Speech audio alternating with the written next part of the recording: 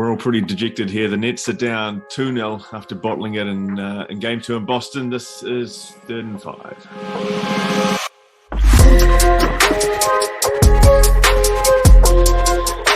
All right, 3rd and 5 coming to you remote. We've got me and Thwaites are on camera, and Dave's sounds like he's rummaging around in his closet. He's dialing in on the phone, no camera for him. Gents, what's going on? Well, I've managed to get COVID, which is not great. I think it's probably the sickest I've been in ever. And I'm just kind of coming out of it now. Still feel awful. But by the sounds of it, Dave is rummaging around trying to find out where Katie and Kyrie went in that Celtics game, because they were not in existence. They went missing. Yeah. They choked. It was a massive choke. Like, they were up by 17 points at some point.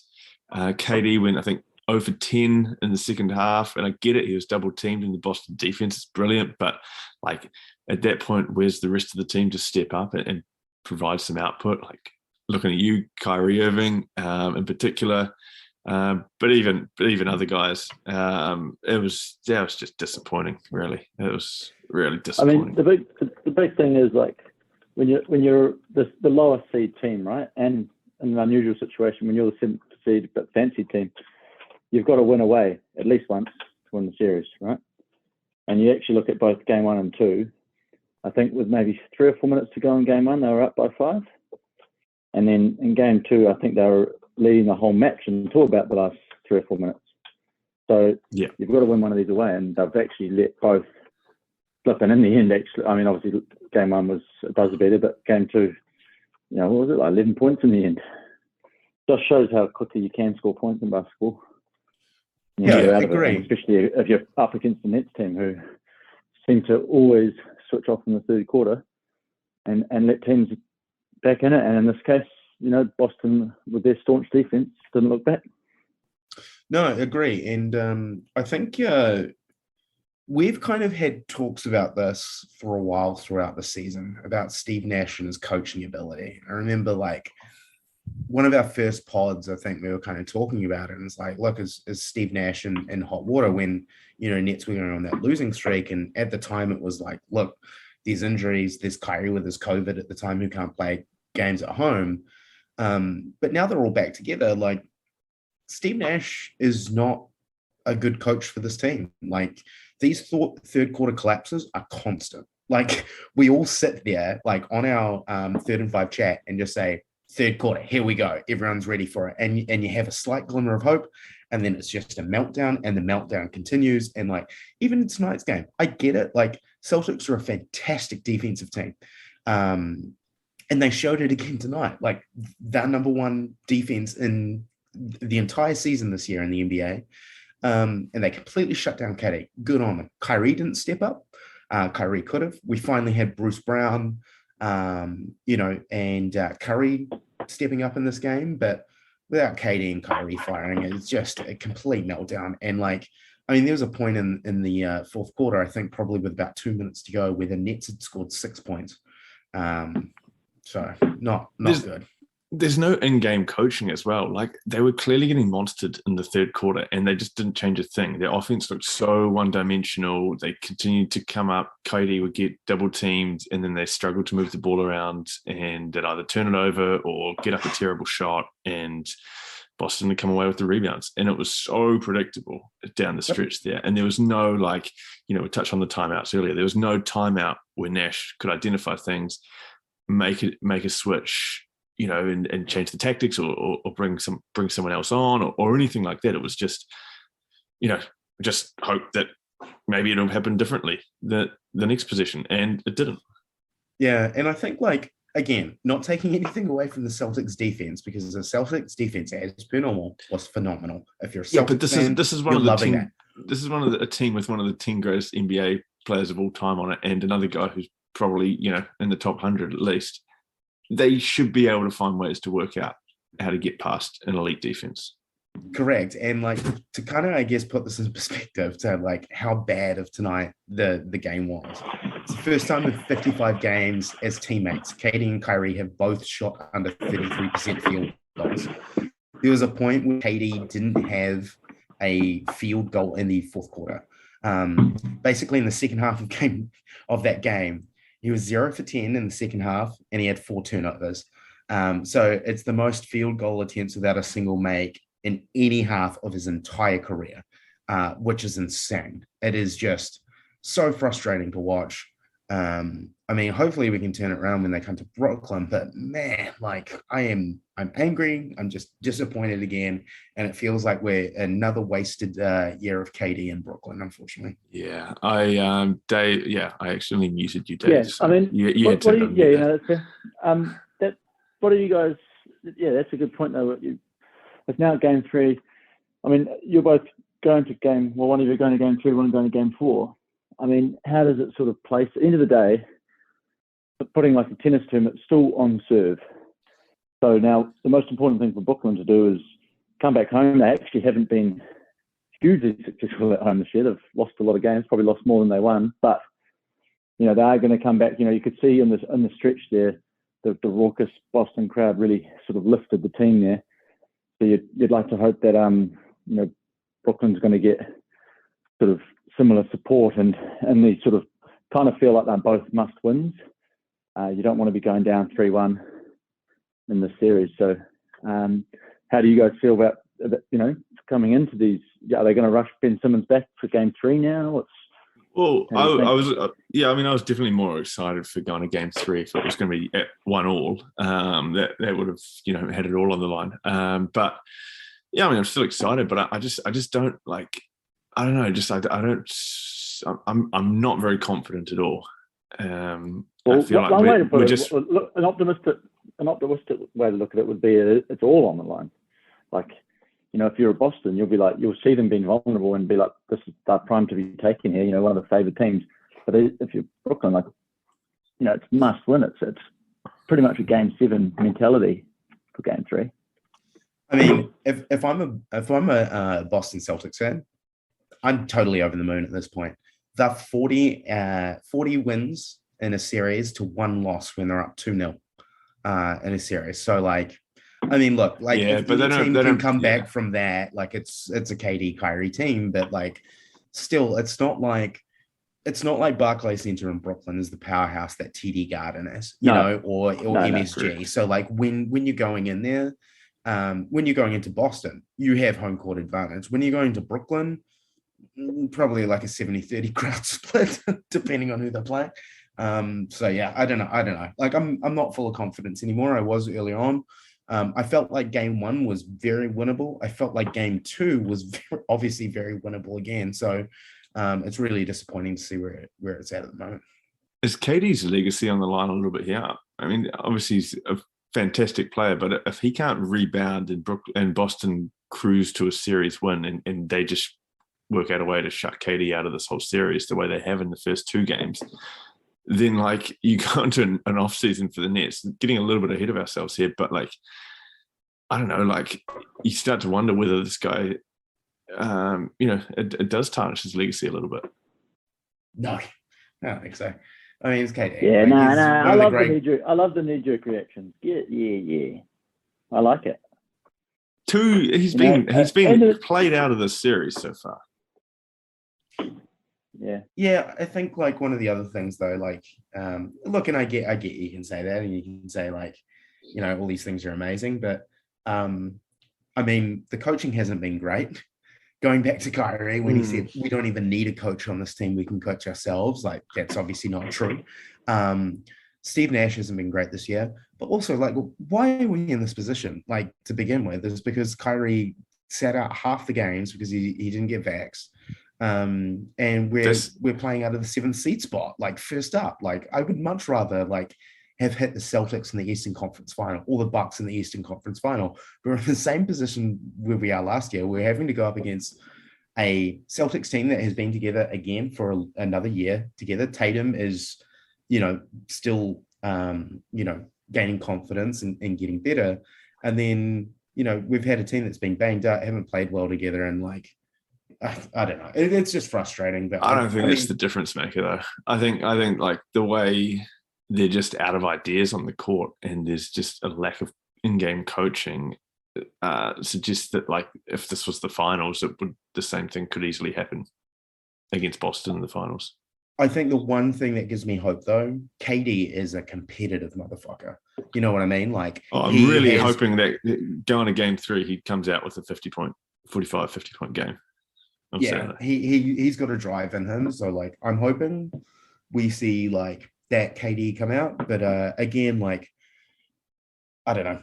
It's very frustrating seeing the coaching and the poor coaching decisions and the lack of timeouts called earlier and all those kinds of things, because it's like, if the three of us are seeing, like, calling this on the field, imagine like what, more advanced NBA analytic people are saying. I mean, they'd be horrified, I'm sure. Yeah. Oh, well, I mean, they're still in it, and it's pretty negative at the moment, but a big win on Saturday and then it's 2-1 and basically, your confidence is a lot higher. And, the way they played, and, the good news is I think that KD's been played out of these first 2 games. Kyrie's had 1 blinder and 1 terrible game, and still we've come away thinking they probably should have won both games. So, there's definitely, potential for the side, obviously, to play a lot better and just rely on its stars a little bit more. But they're going to need a win on Saturday, basically, I think. Yep, agree. Well, around the rest of the league, I think, Philly's leading Toronto 2-0, and they're currently 90 all up in Toronto with 3 minutes to go. I think Philly's going to probably... Thwaites and I picked Toronto to go through, and Dave picked Philly to go through on that. I feel like regardless of tonight's result, I think Philly's probably going to go through based on the first 2 games. Well, I think based on the fact that Embiid fell and, injured Scotty Barnes, 2 other Raptors players are injured. So when you've got so many players out, even with that home court advantage that you would get in Toronto, with Thibault not being able to play there, like, I don't know how you overcome that. So I still feel like the thing is the 76ers have the home court advantage as well. So yes, they might not win a game in Toronto. They were actually losing most of this game, so they've done well to bring it back. But if the 76ers actually don't need to win in Toronto at all, I mean, part of the issue with obviously having one of your sort of key role players not available because of COVID protocols is it means more minutes for your kind of guys that you probably don't want to be playing more minutes. But, they've looked very comfortable in their 2 games at home, and they just have to keep doing that and they'll win. I mean, still, I don't know if I entirely agree with that, just because, like, Scotty Barnes he's a key part of that Toronto Raptors offense. And, like, I mean, it's like the Nets playing without Kyrie Irving. Like, they can still play well. And I think the chances for the Raptors to have snuck a game in Philly was probably there. But it was a good bet. It was a good, smart sort of, we spoke about it. I think they were the underdogs, Raptors, and yeah, it was the value bet for sure. And similar to the Nets. And that's the good thing about these 7-game series. You sort of, it's not that you jump to conclusions, but you sort of watch first 1-2 games of the series and you kind of think, if you just looked at that Suns series or the Grizzlies series, both of them comfortable winners. Sorry, well, the Grizzlies lost their first game to the Timberwolves, first up, but then bounced back really well. And then the Suns, obviously, with Booker's injury, they go down, and obviously an Ingram performance, but it's, it can swing within a series. But you would think in best of 7, normally the stronger team will prevail. Yeah, and unfortunately, this is a problem we're seeing in these first series, is like key injuries to key players is playing a huge impact already. We've got it with this Raptors team. We've got it with the Suns with Booker out game 3, game 4. We had it with Luka out game 1, game 2. The Mavs managed to sneak back and steal a game there. I mean, the Nuggets are getting, they don't have any of their guys back. Like, injuries are playing a massive part already in these first rounds, and it kind of sucks because, the only one that I'm like legitimately very surprised about is the Nuggets implosion and Golden State Warriors just absolutely hitting another gear. They look unstoppable at the moment. Like, where we were all saying like, oh, the Suns like, easily going to cruise through. It feels like, the Warriors are easily going to cruise through. Like, Poole has been lights out. If you were to do like power rankings, right? Like, and we might have done them before it. Yeah, you're right. It probably was all about the Suns. But now you'd probably say if you're ranking who is the team, it's probably the Warriors based on this early stage of the players. That's fair. Yeah, and I mean Miami's looking good as well. Yeah, from what I've seen like so far, like especially after the Celtics tonight, like I like the call of the Celtics Warriors final, but again, that's gonna like change throughout, I think, these playoffs. But like so far out of like these first round games, Edwards for the Timberwolves has been great to watch. Poole has from the Golden State Warriors has been great to watch. Kyrie's game 1 was great to watch, unfortunately for the result. So it's fun basketball, which is nice to have. Taking the passionate hatred that I have for the Nets at the moment out of the equation. Yeah, it's good. There's teams stepping up, like the Warriors you mentioned. Jimmy Butler had a huge night last night to lead Miami over Atlanta.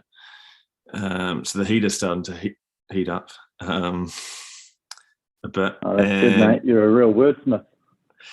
Yeah, I know.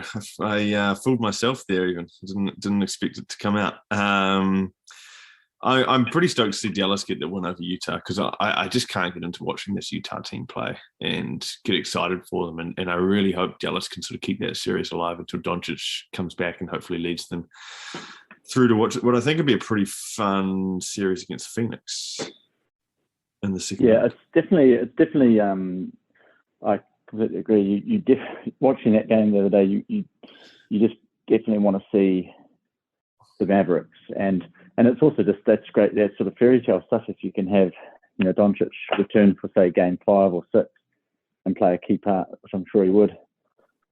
They've gone great. What's his name? Brunson. Brunson was brilliant the other night. He's really leading them. He overshadowed Dinwiddie, and he was the star for sure. Yeah. Well, outside of the NBA, the other big news today is probably that Deebo Samuel wants out of San Francisco, out of the 49ers. We're all big fans of Deebo Samuel on this podcast, on the 17th biggest sports podcast in New Zealand. Big fans of Deebo. Are you guys surprised to see this news, first of all? I don't know. Part of me definitely was. I thought he was going to, get a massive extension there. The other part is, I don't know. Maybe he wants to go chase money somewhere else, which is fair enough. I mean, like Trey Lance will be their quarterback there, presumably, because they're still going to get rid of Jimmy Garoppolo at some point. Maybe he doesn't want to play with a rookie. I think like after reading his comments though, it sounds like he was a bit over the way that they were playing him last year and just kind of the wear and tear on his body. So that kind of hybrid wide receiver running back role, which is fair enough. I mean, it made it very exciting, but as we all know, people that, follow the NFL, running backs, aren't playing at a high level into their 30s. There are some players that obviously do it at an elite level, but they're kind of more the freaks of it rather than kind of the normal happening. So, I mean, fair enough. I get it. Once you put all those cards on the table, it'll be interesting to see where he lands. I'm really hoping it's not the fucking Cowboys. It's been a fascinating offseason that when you, from a wide receiver point of view, it's all been come down to Jacksonville Jags paying Christian Kirk. If there was you had to pinpoint what's created all of this, I would say it's that paying him $80 million for 4 years or whatever it was for a guy that had, I think he's ever received a 1,000-yard season. I'm not saying he's not a good player, but that really just completely reset the clock on what those players were valued. And obviously you've just had this domino effect where a bunch of the elites have been paid, and now we're talking about one of the kind of key guys that sort of, there's still feeling is AJ Brown, there's a couple more Metcalf in the mix, and Deebo's probably near the top of that. So yeah, I don't know. Maybe you guys don't agree, but I just think that that's kind of all had this knock-on effect. Oh, for sure. I mean, and yeah, the guys see that, and then they want to be. They say, well, I've got X amount of yards more than this guy, and he got paid like that, so I want to get paid like this. And then, yeah, they just keep getting more and more money. And so guys like Deebo and then eventually Cooper Cup are going to get enormous deals. I think, and David, I think your take's right. Like, I mean, we're already seeing it. Like, McLaurin isn't reporting for training camp, off-season training camp at the moment. Like, AJ Brown isn't. We've even got it with Tony and for the Giants. Like, there's a whole bunch of shit that's going on. Like, I think the 49ers actually do have a bit of leverage over Deebo. So I think he's going to have to come to the table a little bit. But it's going to be interesting to see where he lands, because it's like, and we were talking a little bit about this today, and we're having some chats with people on Twitter about it as well. So if you don't follow us on our Instagram or Twitter page, definitely go over there and give it a like and give it a follow. But the scariest fucking place, as we were talking about this, to me in my head, was the Ravens, which I think you might have brought up, Si, as we were talking through that. Because it's like the Chiefs obviously need talent. That would be scary. Obviously, but that feels like an obvious one. Same with the Packers, but the Ravens, like, that'd be scary as hell. Well, the favorites, according to sportsline.com, are the Jets, the Eagles, the Colts, the Saints, the Texans, the Falcons, the Patriots, and then it's the Chiefs, Packers, and Cowboys. It feels like they're just looking at cap space or something like that. Like, I mean, as much as I'd fucking love to have him at the Eagles, like, we got fucking Jalen Hurts throwing the ball. And I think a lot of that, I mean, the Jets were all in on Tyreek Hill, and so it's logical that, if there's a new guy available, they're going to be all in on him.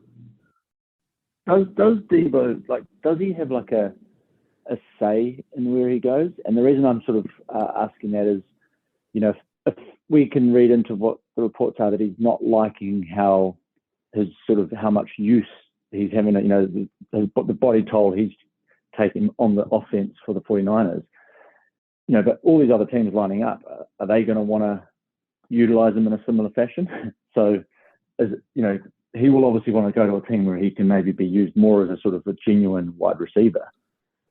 Teams that are acquiring him, I guess, are going to they're going to see he's very unhappy with his usage in San Francisco, and they're not going to want to bring him in and then just make him unhappy immediately by trying to do the same thing. And the other kind of maybe give him a year of being normal and then back to his wide back. Yeah. Well, the thing is, right, I think probably, like, if I'm an athlete at that level, which I'm obviously not, but if I was, I'd be like, cool, yeah, you can keep using me as like a wide back or whatever you want to call it, and that kind of dual role where it's kind of like, those huge splits. Just pay me shit tons of guaranteed money to do it, because I don't want my entire NFL career ruined because you're, nearing to like a wide out 60% of the time, and then like a running back 40% of the time, because like he'll be out of the league, in 4 years kind of thing.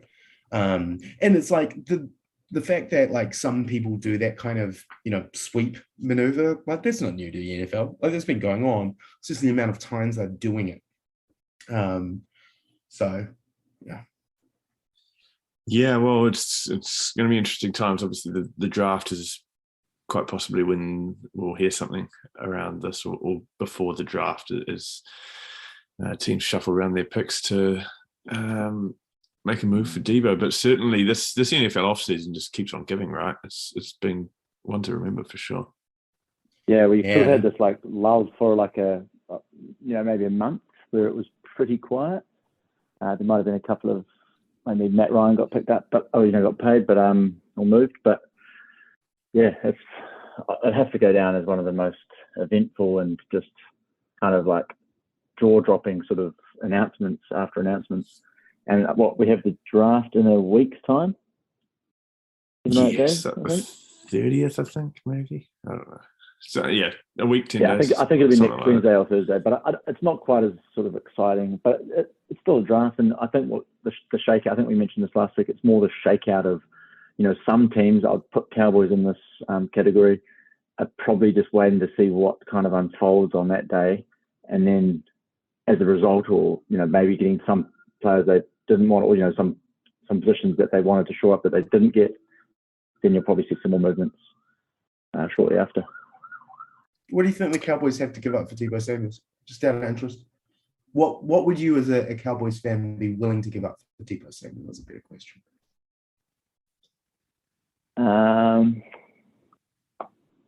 I think I'm not saying specific picks, but just give me a value. Would you say I'm willing to give up 2 first rounders, or a first and a second, a first maybe this year or next year, wherever it may be? Yeah, I think that's. I personally don't think the Cowboys will do it, and partly because they've actually 2 of their star players right now have been picked in the last 2 first rounds. So I feel like they'll sort of be too confident in themselves that they'll get that right. I'd be surprised if they did pick them up. If they, I'd be surprised if they pick them up and give away a couple of first rounders over the next few years. In a fantasy world, if they did do it, imagine how scary that Cowboys defense would be. You got Schultz at tight end, who's just going to be lights out tight end this upcoming season. You got CeeDee Lamb in there. You got what's his name that got obviously injured with his ACL just before that they're bringing back. Then you got Gallup. Then you've got Zeke obviously in the backfield, who can obviously charge. Yeah, he's getting a bit older and he's got a lot of cap space, but he can block. You got Dak, who can obviously throw it and run the ball. Imagine a Deebo just coming in and sweeping through there, or a CeeDee Lamb. And CeeDee Lamb did that Pollard, quite a few times. Pollard's probably the most underrated in their offense. Yeah, so it'd be a scary offense. As an Eagles fan, unfortunately, I don't have enough faith in our overall offense with Jaylen Brown that I want to commit to a Deebo Samuels. I'm fine with Devontae Smith. Just kind of working around that for a few years. What I respect is Jaylen Brown. He not only plays for the Celtics, but he then also in the sort of fall suits up for the Eagles. Is that what you mean? Jaylen Brown, Jalen Hurts. Yeah. Who was the other guy that happened to on the first episode? Someone from Buffalo. James Allen? Josh Allen? James Allen, yes. Yeah. There's a lot of Jay Allens in the professional American. Jack Allen, yeah. It'll be I guess just before we shift on from the NFL, there's still definitely a few things that can happen. We've still got Baker Mayfield that's sitting in Cleveland, presumably doing that. I don't know where he goes. The Seahawks. I'm not sure he's in Cleveland right now. I don't think he plans on going back to Cleveland ever. But you got the Seahawks who weirdly paid Geno Smith $3.5 million, pretty much guaranteed, with another $3.5 million in incentives. What the fuck's that about? That's weird as hell. You got DK Metcalf, who's still sitting in Seattle, who there's a lot of trade rumors about. You've got AJ Brown, McLaurin, sitting out there not reporting to camp. You got the Giants who are over salary cap. There's still some wild shit that's going to happen in the next week or so. Sure. Yeah, it'll be good. Yeah. Do you think when using someone like Baker, and this obviously hasn't played into why they got rid of him or not, but from all accounts, he doesn't spend time in Cleveland, right, outside the season. I think he resides in Austin, I believe. That's where he's got his house, and that's where he, spends probably 6 months of the year training with the guys at this time of year. Do you think that kind of, I know famously Peyton Manning, he stayed in Indianapolis all year round, and that just sort of endears him to that small kind of, city sort of support base.